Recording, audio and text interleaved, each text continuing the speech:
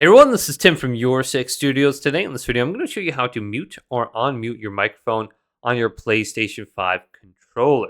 So to do this, press the PlayStation button, then go on down to where it says microphone. Select this and choose your microphone on your wireless controller under here, and then go to mute. And if you look at your controller now, when you mute or unmute the microphone, it's going to become red, this little button under the PlayStation button. All you have to do is simply press this, and you can see it's going to mute or unmute. So that's a quick mute button. And if you hold this down, it will mute all the audio. So we can turn that off.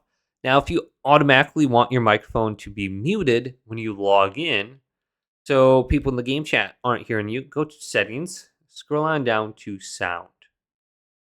Then go to the right under microphone and go to microphone status when logged in. And you can just set this to mute. So when you log in now, your controller microphone is always going to be muted, and you're going to notice it's going to be like a red or orange light now. And this is also going to apply to your headsets on your PlayStation 5 as well. So if you plug something in and you notice it's still muted, just press that button and it's going to unmute.